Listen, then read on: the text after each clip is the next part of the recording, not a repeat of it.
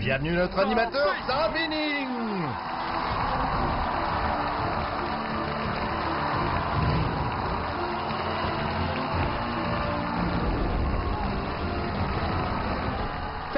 Sur ce plateau, nous avons vu nos candidats dépasser leurs limites les unes après les autres et nous offrir des moments à chaque fois plus impressionnants.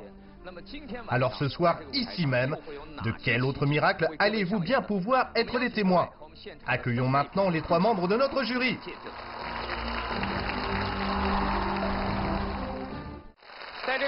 Sur ce plateau, beaucoup de défis ont nécessité une grande complicité entre 2 ou plusieurs personnes. Or, aujourd'hui, dans le défi qui va suivre, il va également être question de complicité. Mais ce ne sera pas entre 2 personnes, ce sera entre une personne et son fidèle compagnon. Alors de quel compagnon s'agit-il? Faites entrer le fameux compagnon.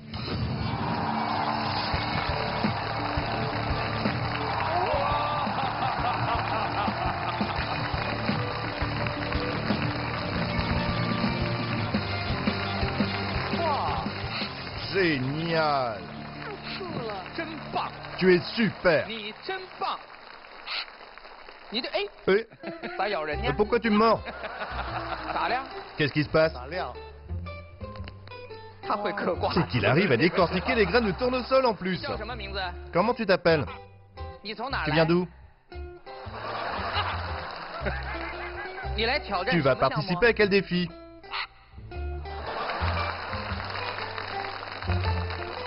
Car il s'agit là d'un de nos candidats.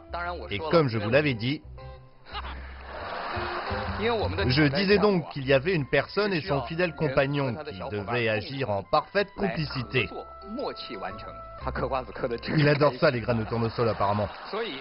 Donc nous allons faire venir sa maîtresse. Allez, les applaudissements pour l'accueillir sur scène.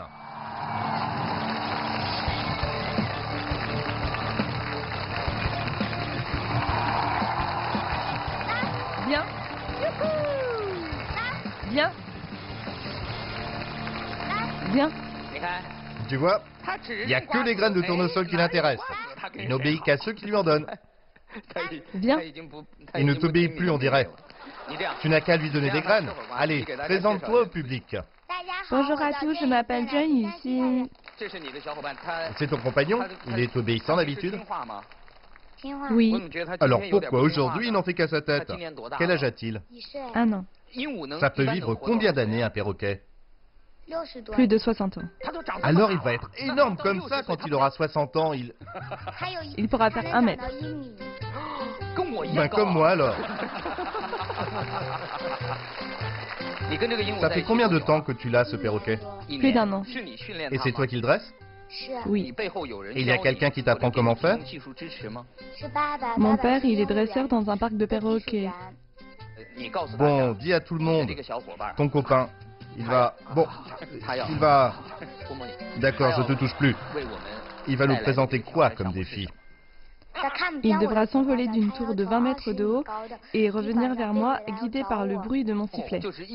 Il devra se guider par le son. Ça va pas être facile. Est-ce que vous êtes prêts? Oui. Voici les règles. Le perroquet sera déplacé à 350 mètres du plateau et devra prendre son envol depuis le haut d'une tour de 34 mètres. Ensuite, il devra retrouver la candidate en se laissant guider par le son qu'elle émet en sifflant dans son sifflet. Tout ça en 5 minutes chrono. Il devra venir sur le bras de sa maîtresse pour réussir son défi. Il aura 2 chances.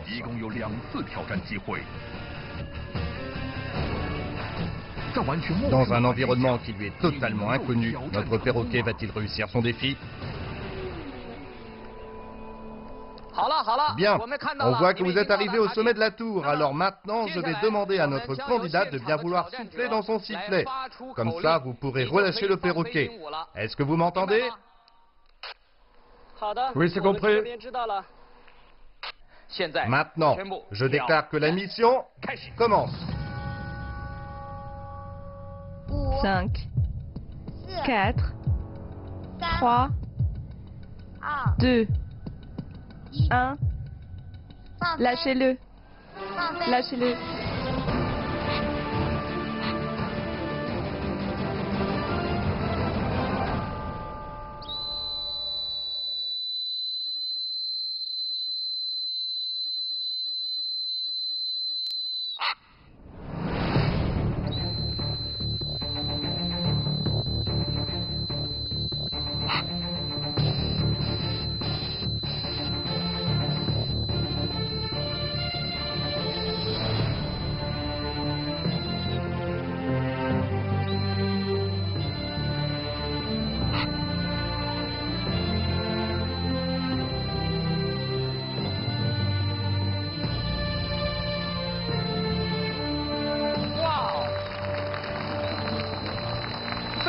Tu as du coffre, dis donc.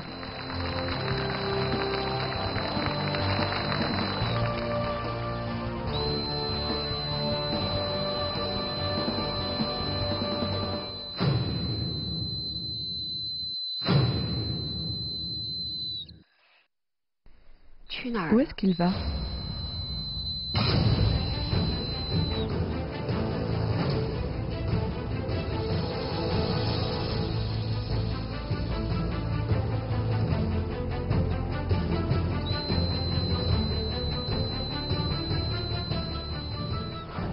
Après avoir entendu le sifflet, le perroquet s'est rapidement envolé en direction du plateau.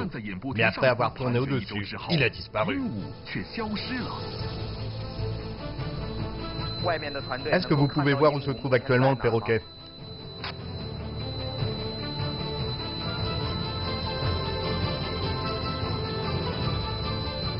Non, on ne le voit pas, mais on peut l'entendre. Il est sûrement sur le toit du studio. J'ai l'impression qu'il peut surgir à tout moment.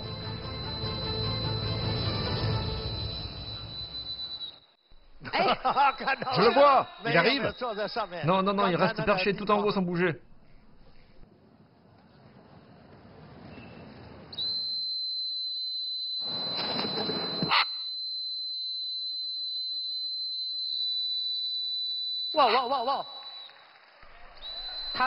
Il est en train d'écouter le son. Pas de problème, continue à siffler.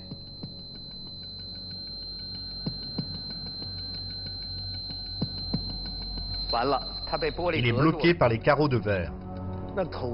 Le son de ce sifflet est perçant. Mais son spectre sonore dépasse ce que nous, les humains, nous pouvons entendre.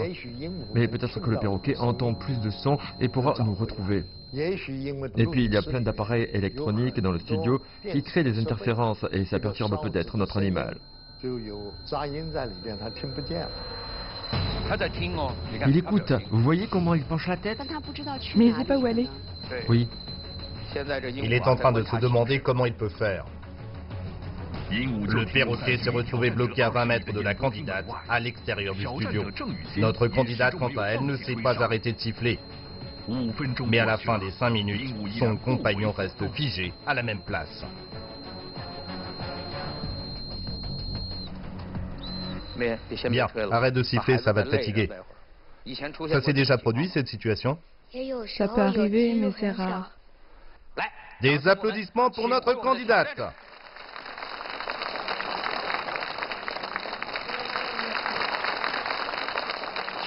Finalement, il ne manquait qu'une dizaine de mètres. Mais ce n'est pas grave. On a encore des graines de tournesol. J'ai pourtant le regret de vous annoncer que notre candidate a échoué au premier essai. Il ne les mange plus. Ah bon? Oui, il les prend, mais ensuite il les rejette. Il sait peut-être qu'il a échoué. Non, mais vraiment, il ne les mange plus. Regardez, il ne mange plus. Il les met dans la bouche, puis il les jette. Il n'en mange plus. Il n'est pas content. Parce qu'il a échoué. Mais c'est pas moi qui ai dicté les règles. Si ça ne tenait qu'à moi, si le perroquet avait écouté le son du sifflet et qu'il s'était arrêté à l'extérieur du studio derrière les carreaux en verre, il aurait gagné. Mais c'est pas grave, c'est pas grave. Il y a 2 essais. On va recommencer le défi et je suis sûr que cette fois, il va réussir, d'accord? Oui. Notre ami perroquet pourra-t-il répondre aux attentes de sa maîtresse et du public en remportant finalement son défi? Tu es prête? Oui. Bien. Que le défi commence. 5, 4, 3, 2, 1, envole-toi.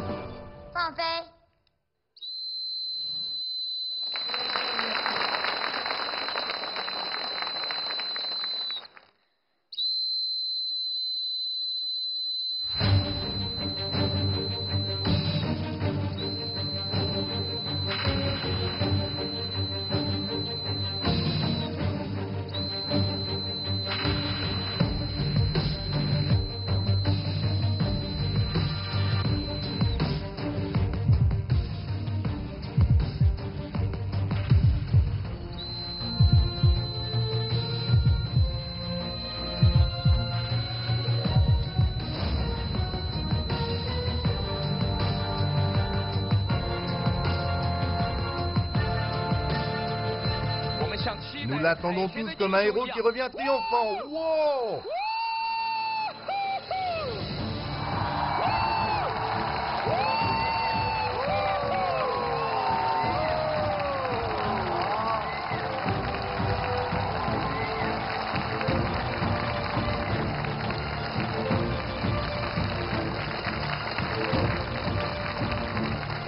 Je déclare que le défi est réussi.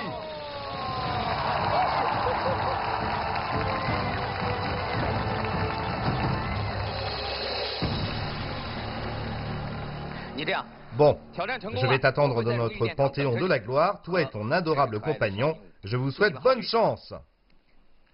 Courage. Merci.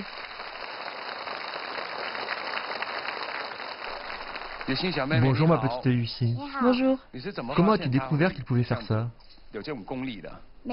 Chaque jour, on développe une complicité de plus en plus forte en jouant à des jeux. À cache-cache? Oui. Est-ce que ton sifflet est spécial? Non, il est normal. Normal? Oui. Donc si on change de personne, par exemple, si c'est moi qui siffle, il viendra quand même? Non. Et pourquoi? C'est parce que il ne vous connaît pas. Je t'envie d'avoir un ami comme lui avec lequel tu peux grandir, tu peux vivre avec un animal que tu aimes. Mais pour moi, disons que j'ai plutôt tendance à faire entrer au Panthéon de la gloire des gens qui vont repousser leurs limites très loin. C'est ce genre de défi que l'on souhaite mettre en avant. Donc, désolé, pour moi, c'est non.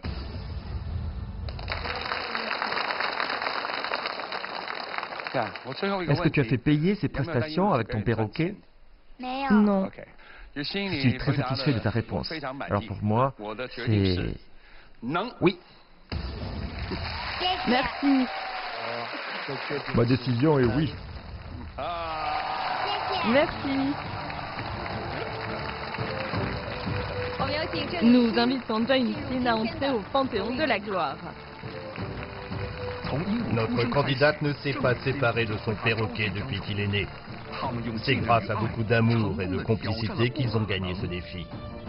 Nous souhaitons un avenir radieux à notre candidate et à son perroquet qui entre aujourd'hui au Panthéon de la gloire. Des applaudissements pour notre homme-poisson, Tom Sietas.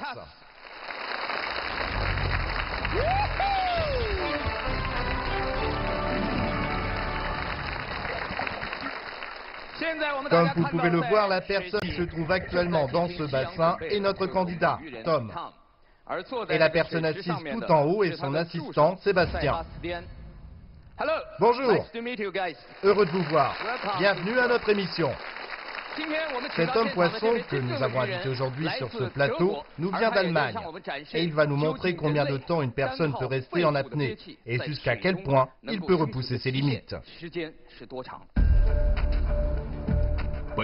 Sabeling va choisir au hasard parmi les spectateurs sur place 9 volontaires qui pensent avoir de bonnes capacités respiratoires. Et avec l'animateur Wong Cholam, ils affronteront le candidat. Ces 10 personnes devront chacune leur tour être emmaillotées dans un bocal. Si le candidat retient sa respiration plus longtemps que les 10 personnes réunies, alors il aura réussi. Si chacun retient sa respiration pendant 1 minute, ça fait 10 minutes au total. Avant le défi, notre candidat a besoin de 20 minutes pendant lesquelles il respire de l'oxygène. L'endurance est liée à la quantité d'oxygène que le sang peut transporter et à la quantité qu'il consomme une fois qu'il en est privé, mais aussi à la quantité de dioxyde de carbone qu'il peut supporter. Quand un nageur suit un entraînement professionnel, il arrive à retenir sa respiration pendant environ 3 minutes. Avant le défi, notre candidat va respirer de grandes quantités d'oxygène pour qu'il aille fixer l'hémoglobine dans le sang. Ainsi, lorsqu'il sera en apnée, il pourra lentement utiliser cet oxygène. De plus, en ayant recours à une technique de respiration particulière pour diminuer le taux de dioxyde de carbone dans le sang, notre candidat pourra rester en apnée encore plus longtemps. Va-t-il battre ses 10 adversaires?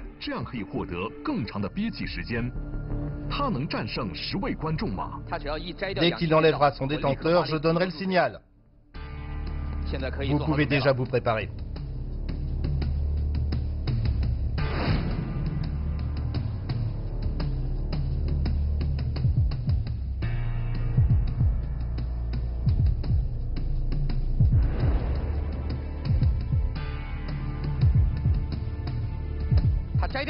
Il a enlevé son détendeur.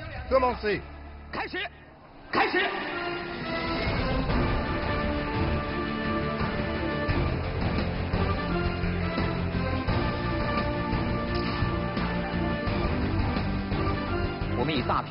Le chrono affiché sur grand écran sert à mesurer le temps. Le mien retarde de 1 à 2 secondes. Ce volontaire a tenu 40 secondes sous l'eau, on l'applaudit bien fort. Voici le premier à avoir tenu 45 secondes en apnée. Il reste encore 15 secondes, mais vous pourrez compter dans votre tête. Ouais, il est fort, super fort. Pas une bulle sortie. N'arrêtez pas, continuez. Son nez n'est pas encore remonté à la surface. Je n'ai pas encore vu une seule bulle. Je veux être votre disciple.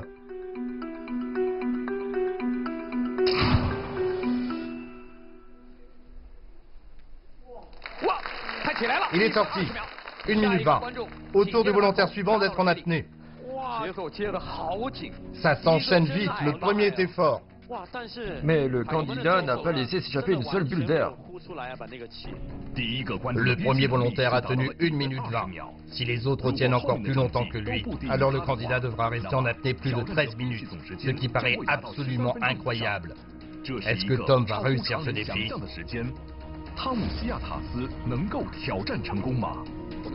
À combien en est le deuxième volontaire? Il a dépassé 1 minute 20.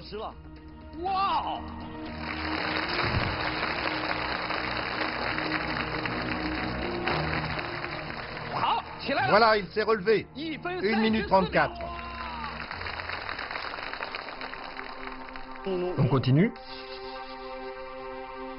Si ça continue, on va gagner.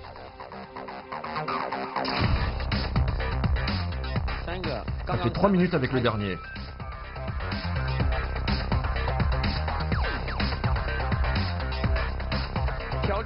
Sébastien, l'assistant, demande régulièrement à Tom si tout se passe bien pour lui. Le candidat lève l'index pour signaler que tout va bien pour lui.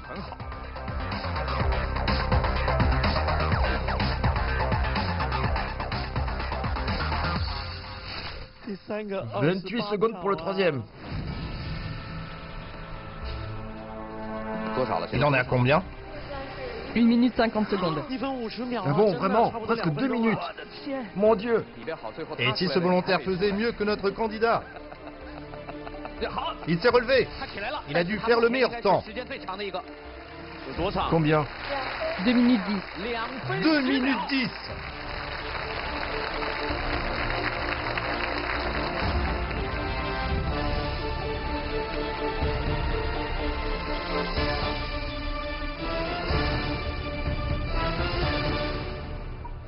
Deux minutes 27.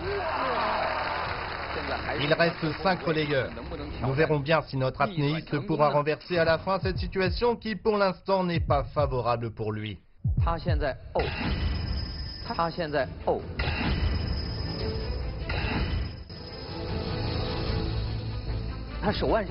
Les chiffres qui apparaissent sur son poignet, c'est son rythme cardiaque? Ah bon? Oui, c'est ça. Donc c'est encore un peu rapide? Oui, son cœur bat vite. Oui. Son rythme cardiaque est élevé. Je vais vous demander de garder le silence. Les bruits trop brusques peuvent perturber son rythme cardiaque et sa concentration. Quand les individus sont au repos, ils consomment 0,36 litres d'oxygène par minute. Lorsqu'on est allongé, c'est là qu'on consomme le moins. Les applaudissements des spectateurs peuvent provoquer une accélération du rythme cardiaque de Tom, augmenter sa consommation d'oxygène et donc réduire son chrono. S'il ne contrôle pas bien sa consommation d'oxygène, c'est l'échec assuré. Bien! 2 minutes 10. C'est le club des gens qui dépassent les 2 minutes.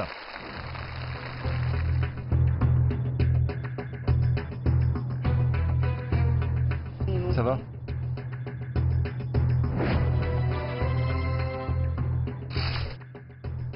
« 44 secondes. Combien? 44 secondes. C'est celui avec le record le plus bas chez les hommes.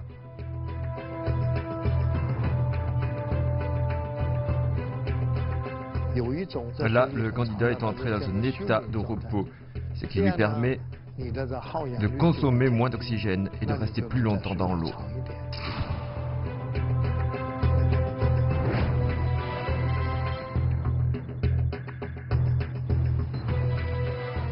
32 secondes. C'est bientôt mon tour, je me prépare. 44 secondes et 32 secondes. Courage à vous. Tout repose maintenant sur les épaules des 2 derniers volontaires s'ils veulent remporter la victoire. Vont-ils pouvoir l'arracher à Tom Tietat?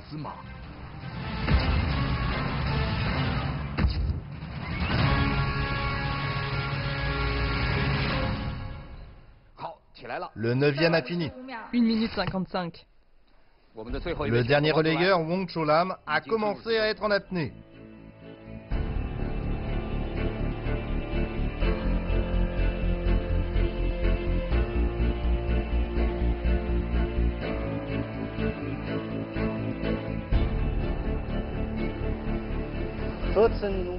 14 minutes, on continue? En tout et pour tout, on en est presque à 15 minutes, c'est vraiment... Incroyable. Quelles sont les limites de la... 15 minutes. J'ai l'impression de suffoquer. C'est vraiment effrayant. Oui, et sans respirer. C'est impossible. En apnée.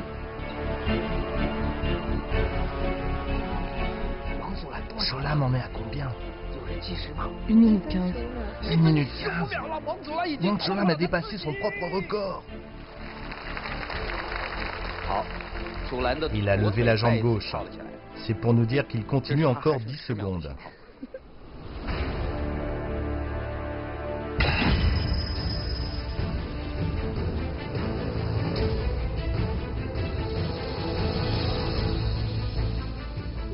Il a changé de direction.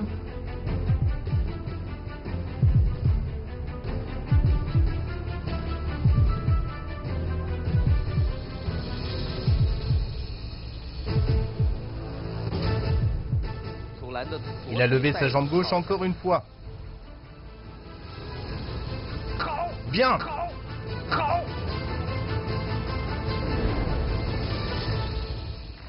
1 minute 32. 1 minute 32.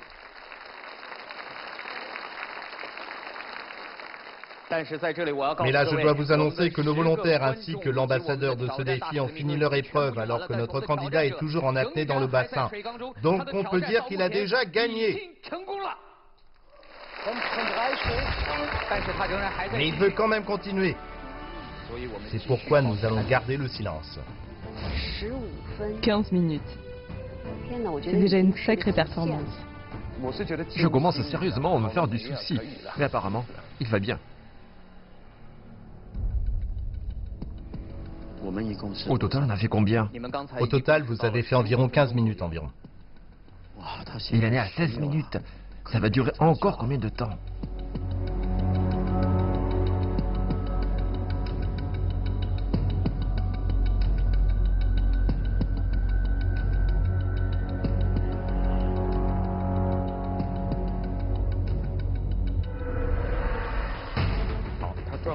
Il s'est retourné. Il va peut-être sortir.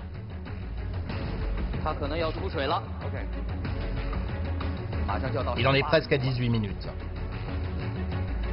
5, 4, 3, 2, 18 minutes. Il peut encore prolonger d'1 seconde. Là, il a peut-être déjà battu un record du monde d'apnée.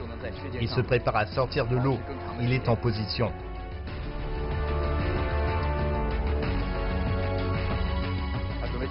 Ça signifie qu'il va encore continuer un peu.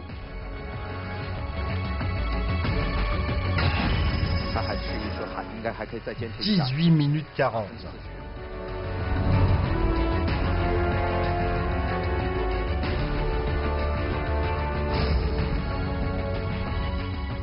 Presque 19 minutes.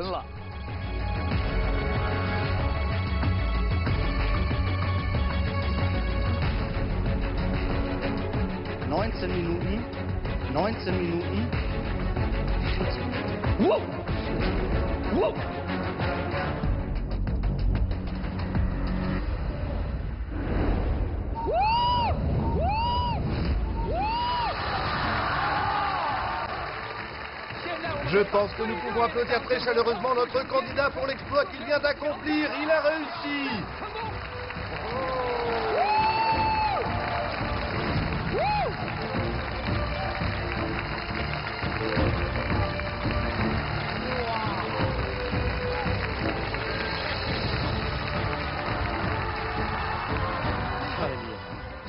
C'est un vrai homme poisson. Et quand il est remonté, il a souri à son assistant. Il n'a pas l'air fatigué. Mais alors pas du tout. Ah, c'est un bel homme.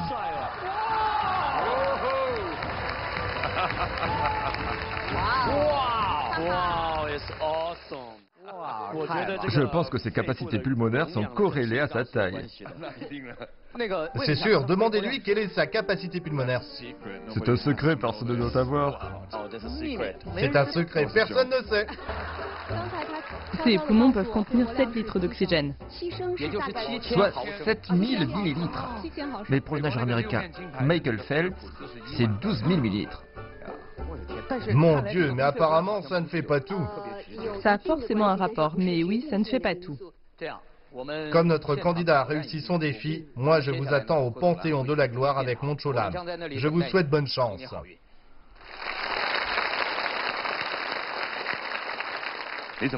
Comment vous êtes-vous rendu compte que vous pouviez faire ça? C'était pendant des vacances en 2000. J'étais parti faire de la plongée sous-marine et après le cours, je suis descendu tout seul en plongée libre. Je suis descendu très profondément et l'instructeur m'a dit que j'avais un talent très spécial. Et maintenant, c'est vous qui détenez le record mondial? Je ne sais pas s'ils ont déjà consulté mon dossier, mais je pense que je détiens le record. Comme vous détenez sûrement le record du monde, pourquoi êtes-vous venu à notre émission aujourd'hui? Tenter l'impossible, c'est dans mon sang. Je veux faire des choses que personne d'autre ne peut faire.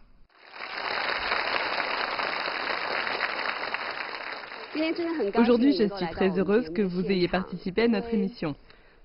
On parle souvent du sommet du monde pour décrire des victoires, alors que vous, c'est en étant sous l'eau que j'ai pu voir de quoi vous étiez capable.